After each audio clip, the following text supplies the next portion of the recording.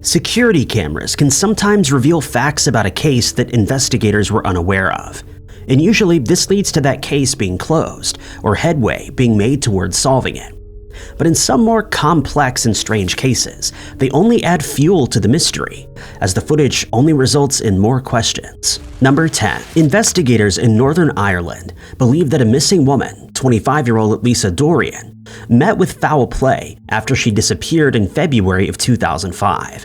And they fear that someone may have ended her life, but this has not been proven, and no suspects have been named even 25 years after she vanished. Lisa, who's described by her friends and family as a fun, outgoing woman, was working as a shop assistant in her hometown of Bangor, County Down, at the time of her disappearance. But in the weeks before she disappeared, she started acting differently and was said to be making new friends, not all of whom were trustworthy. Jimmy Mills, a man who Lisa had dated in the past, told investigators that she started visiting a caravan park, something she had never done in the past. Then on the 28th of February that year, she attended a house party in Newtownards, after which she went back to the caravan park, allegedly where her newfound friends were consuming illegal substances. At the time, the park was virtually empty, since it was out of the holiday season. Hence, not many witnesses were around to see what happened that night. The groundskeeper, Mark Lovett, reported that he and Lisa were sitting together in one of the caravans at around 4:45. Then they were suddenly frightened by a series of loud bangs and flashes that were taking place just outside. They fled from the caravan, but ended up running in different directions, and when he couldn't find her, he dialed her cell phone number but she didn't answer. That was the last time that he or anyone saw her. When Lisa's family couldn't contact her, they started to worry for her well-being, and they contacted the police to file a missing person report. When it came to light that she was last seen at the park, investigators searched the caravan in which she and Mark were sitting, and there they found her purse and some of her belongings. Reliable witnesses were scarce due to the nature of the party, but they tracked one man down who hadn't consumed any alcohol or illegal substances. He reported that both Mark and Lisa had taken something and that they were hallucinating before they fled from the caravan. He also tried to contact Lisa but failed to reach her, and when he managed to get a hold of Mark, he was babbling incoherently before suddenly ending the call. Mark made a few more statements to the police in the subsequent months, but he often contradicted himself, later stating that when he called her number, her boyfriend answered and stated that he was with another woman. Her boyfriend denied this, stating that he did speak to Mark, but only told him that Lisa had left her phone in Ballywalter, where he was. The police tried to speak to Mark again after that, but he refused any further interviews. A series of searches were conducted by foot, in the ocean and from the air, but to no avail. They then informed Lisa's family that they'd upgraded her case to a homicide investigation, since they suspected that a loyalist paramilitary group may have had a hand in her disappearance, since it was reported that she may have owed them money, or that she'd spent some of the £20,000 that she'd been holding for them. CCTV footage was released showing the last known movements she made before disappearing, but no one has come forward with any new information since. A $25,000 reward is being offered to anyone who comes forward with information leading to Lisa being found, and anyone with such information can contact their local police station. Number 9. In March of 2024, 40-year-old Celeste McGain had just made a major change to her life when she relocated from the northern part of New South Wales in Australia to Queensland, where she moved in with her 3 sons. She seemed happy with the move, and according to her friends and family was in good spirits in the days leading up to her mysterious disappearance. But on the 25th of May of that year, she hadn't come home as planned, and her family started to become concerned. For the next week, they tried to get a hold of her, but to no avail, and so they started searching for her but couldn't find any trace of her. They also found no witnesses who'd seen her since, and they contacted the police on the 1st of June to report her as missing. The last time that she was seen was when she left her son's home in Woodwork at around 2 p.m. on the 25th of May, and when the house was searched, it was discovered that her bank card, cell phone, and several other personal items were still there. Investigators didn't feel that her disappearance seemed suspicious, but they've stated that they are growing ever more concerned for her well-being, since she's not been in touch with her family since going missing. Shortly after she went missing, CCTV footage was released showing Celeste sitting in an employment agency in Cannonvale on the 7th of May, 18 days before she disappeared. In the footage, she could be seen holding a bottle of water and rubbing her forehead and eyes. At one point, she seemed to be very deep in thought before she got out of the chair, walked over to a bookshelf, and got a newspaper to read while she waited. But when she sat down, she took one look at the front page of the paper, got up, and returned it to the bookshelf before politely smiling at someone who was off camera. It's since been revealed by investigators that they believe she may have been hitchhiking when she disappeared, and hence they've asked anyone who saw a small gray four-wheel drive vehicle in the area of Chute Harbor Road to contact them, since they may have important information pertaining to her case. Furthermore, anyone who saw a woman fitting Celeste's description hitchhiking in that area, or who may have inadvertently captured her on their dash cam, is asked to come forward as well, so that that footage can be analyzed. If you have any helpful information on her case, you're urged to contact Crime Stoppers at 1-800-333-000. Number 8. In 2009, 50-year-old Alan Wood owned a gardening business in Lound, Lincolnshire, England. He was living in a bungalow called Manor House, and according to those close to him, he was a reserved and calm person who took his job seriously. Before becoming a gardener, he worked in the printing industry, but when he was made redundant from that role, he decided to try his hand at a completely different type of job, and he started working at a nursery. Following this, he worked at Barnsdale Gardens, but eventually decided to set out on his own by starting his own gardening business. But during the winter months, business was understandably slow, and so he started working nights at a Sainsbury's supermarket to make extra money.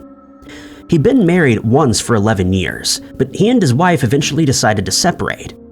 His ex-wife eventually relocated to Peterborough, but they stayed in touch and were still good friends. The couple never had any children, but Alan loved his nieces and nephews. When he wasn't working, he enjoyed photography and driving his E-Type Jaguar, as well as his Triumph Speed Triple motorbike. He was well known at his local pub, the Willoughby Arms, where he often attended quiz nights or just spent time drinking a few drinks with his friends. But on the 24th of October of that year, things would take a sinister turn. That morning, one of Alan's co-workers arrived at his house, intending to visit for a while. But upon reaching the bungalow, he noticed that the front door was left open. He called out to Alan but got no response, so he called Alan's landlord. When he arrived, the two men entered the bungalow and they walked into a scene that neither of them would ever forget. Alan was face down and deceased in the living room, his hands bound with tape. It was immediately clear that he'd been assaulted by someone and that he'd been attacked with a sharpened blade. Strangely, there were no signs of a robbery taking place, as the bungalow wasn't in disarray, and the only missing items were Alan's credit cards. The pair immediately called the police, and the resulting investigation was named Operation Magnesium. Neighbors were interviewed, but they stated that they didn't hear any signs of a struggle, and they hadn't heard Alan calling out for help. When his friends and family were questioned, they all said the same thing, that Alan was well liked and that he had no enemies. No one could understand why someone would attack him in such a brutal way, just to steal his credit cards. The investigation revealed that Alan was last seen alive on the 21st of October, thanks to CCTV footage from a Morrison's supermarket in Stamford, where he was caught by cameras doing some shopping. On his way home, he stopped in at the pub and had a few drinks before heading home at around 6:30 p.m. It was calculated that about 65 hours had passed between the time that he left the pub and when he was found deceased. Some of the clues found at the scene were a print from a size 8 Converse Mark LE red trainer, a bus ticket stub from a local transport company that was found on the tape used to bind his hands, and some biological material belonging to someone other than Alan. It's believed that on the night that he was attacked, Alan was in bed reading when he heard something at his front door. When he went to investigate, detectives suggest that at least 2 men attacked him and forced him to reveal his PIN numbers before ending his life. But he must have given his attackers the wrong PIN, since they tried to access his account 11 times without any luck. One of his attackers was caught by an ATM CCTV camera, but his face was hidden, and he couldn't be identified.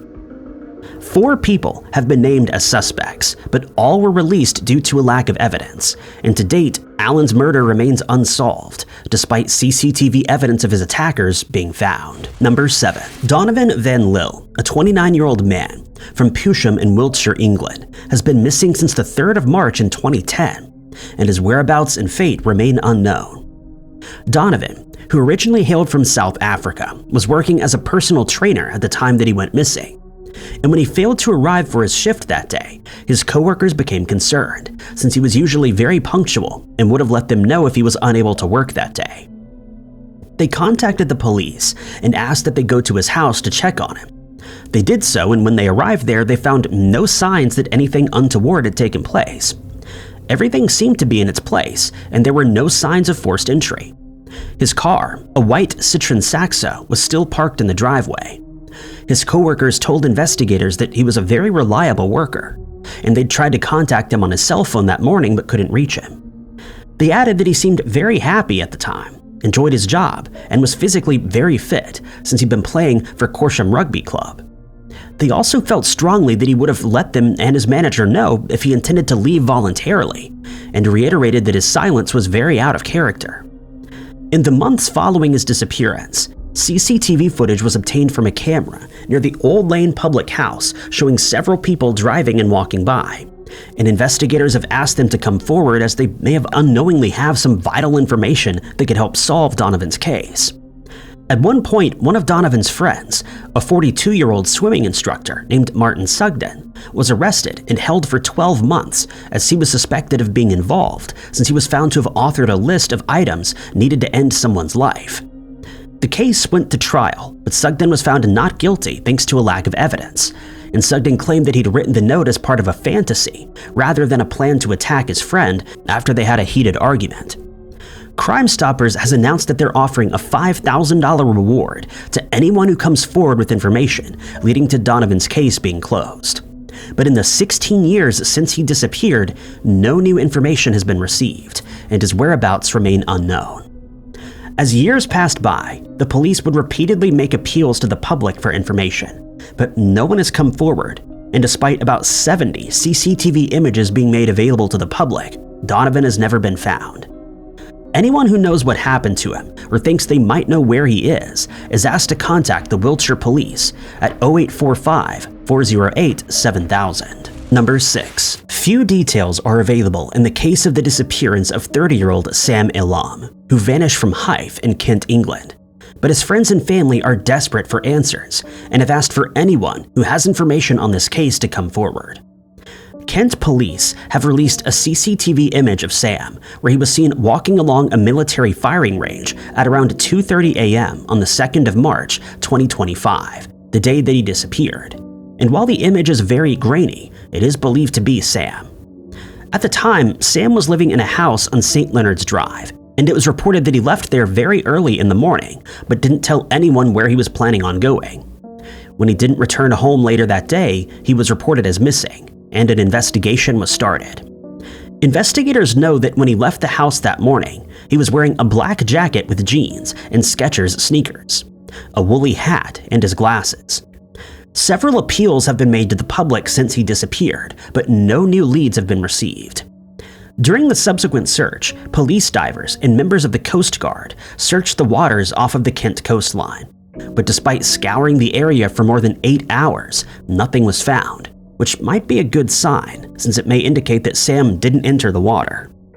During the search, several helicopters were seen flying above the area, and it's believed that they too were looking for Sam, but they were seen leaving after a few hours when nothing was found. Investigators later confirmed that the search operation in that area was indeed connected to Sam's case, but reiterated that nothing was found, and they made a fresh appeal for anyone with information to contact them as soon as possible. It's also been revealed that Sam left his cell phone at home, and so it's impossible to trace him that way, and he might find it hard to get in contact with his friends and family if he is in need of help.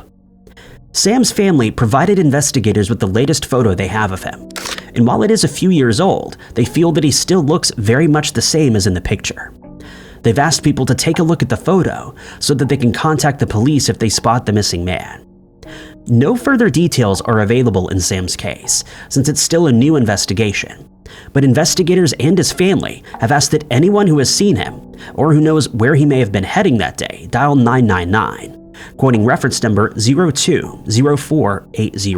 Number 5. In 2011, a New Zealand man named Matthew Hall was found deceased in his apartment, and despite a CCTV image of him being released and a person of interest being identified in his case, no one has ever been arrested in connection with the crime. 35-year-old Matthew was a mental health worker at the time of his murder, but he was also the singer in a death metal band called Backyard Burial, which was established in the Wellington area. The last person to see Matthew alive was his roommate, a friend of more than 10 years who discovered him deceased in his bed on the morning of the 15th of February of that year. Upon realizing that something was wrong, he contacted the police, who then found that he'd been attacked with a sharpened blade while he slept. One investigator, who'd been working in the police force for more than 23 years at that point, stated that it was one of the most ferocious attacks he'd ever seen during his long career, though they declined to state whether the attacker had broken into the house. Matthew's roommate was questioned and quickly ruled out as a suspect. It was suggested that the attack may have had something to do with Matthew's music, or the fact that he was regularly in contact with mental health patients. But no proof has ever been found that this was the case. During the resulting investigation, Wellington police released CCTV images of Matthew taken just hours before his life was ended. They show him doing food shopping at around 11 p.m. in a local Woolworth store, and it's known that before he was at the store, he had attended band practice that evening. They've also stated that they have a good idea of his activities on the day that he lost his life, but have declined to release those details to the public since the investigation is still open and new clues are being sought. It's also known that he took his annual leave the day before he was attacked in his home, but they were unable to find out what he'd been doing that day. But they did ask the public to come forward if they saw a gray Nissan Primera driving on Broderick Road that night, since Matthew owned a car of this description. It was also later revealed that when a search was conducted in the area around the house, some items of interest were found and taken into evidence, but what these items were remains unknown to the public. After the CCTV images were released, Wellington police stated that they were inundated with leads, each of which was followed, and this led to a person of interest being identified. The man, whose name has not been released, was also involved in Wellington's death metal scene, and he and Matthew knew each other. Investigators did state that they were not members of the same band. Unfortunately, though, this lead could not be followed up on, since the man lost his life shortly afterward when he was hit by a train.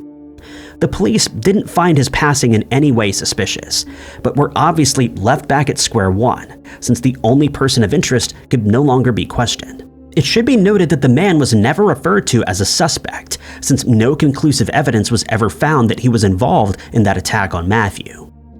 If you or anyone you know have any information on Matthew's attacker, or have any new information to share, you're asked to dial 0508 Broderick. Number 4. 20-year-old Zakariah Chowdhury, a computer scientist and cybersecurity student at Sunderland University, has been missing since the 7th of February 2025 and has not been seen or heard from since. This is still a new missing person investigation, so the police are desperate to speak to anyone with information, since every passing day is crucial in locating him. Zakariah is described by his family as an outgoing and kind person, but his mother, Shimul Hossein, told investigators that he'd been out of sorts for a few weeks before he disappeared, since he wasn't his usual upbeat self.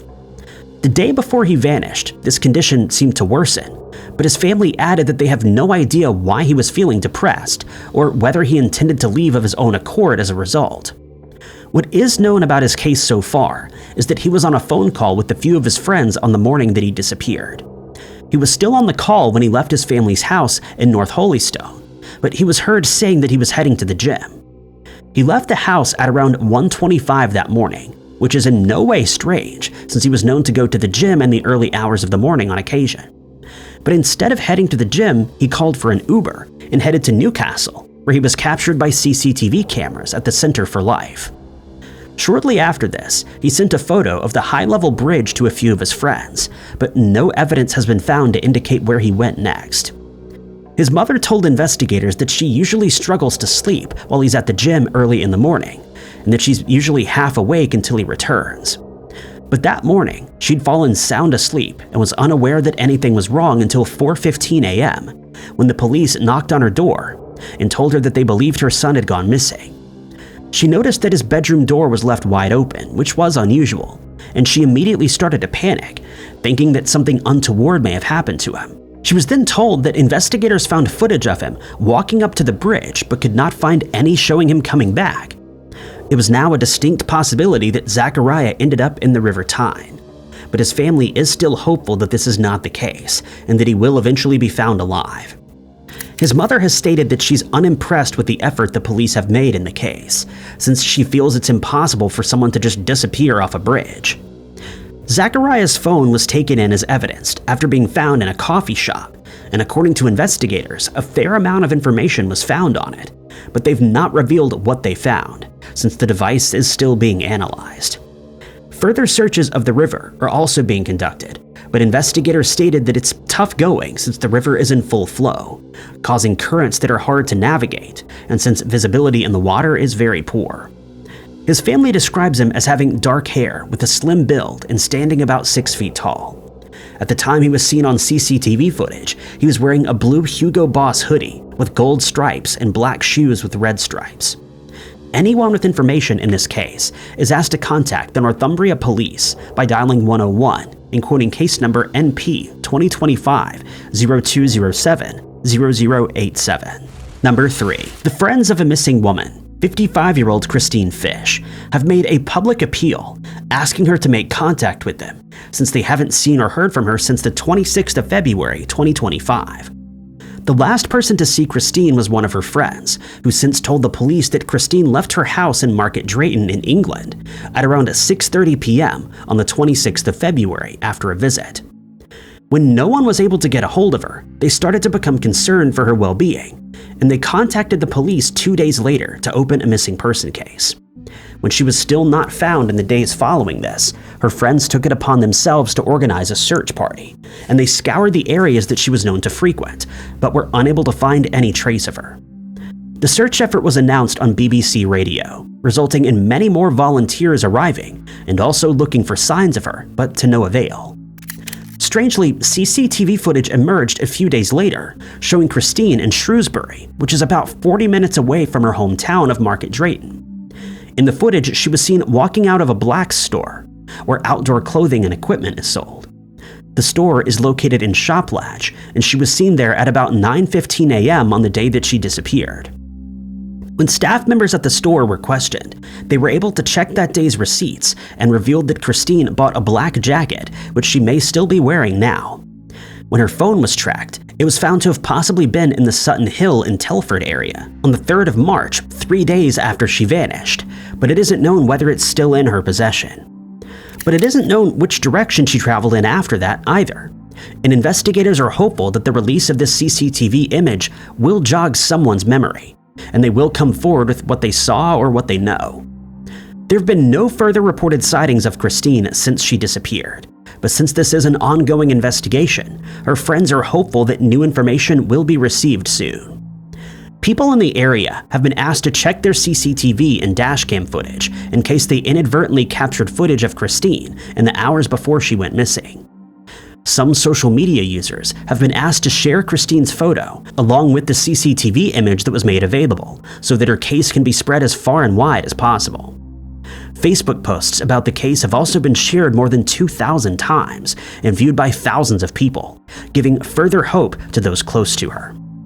If you see Christine, have footage of her in the hours before she disappeared, or have any other useful information, you're urged to contact the Shrewsbury Police Department at 01743 264 807. Number 2. A series of CCTV images have been made available to the public following the disappearance of 43-year-old Stuart Craven in England.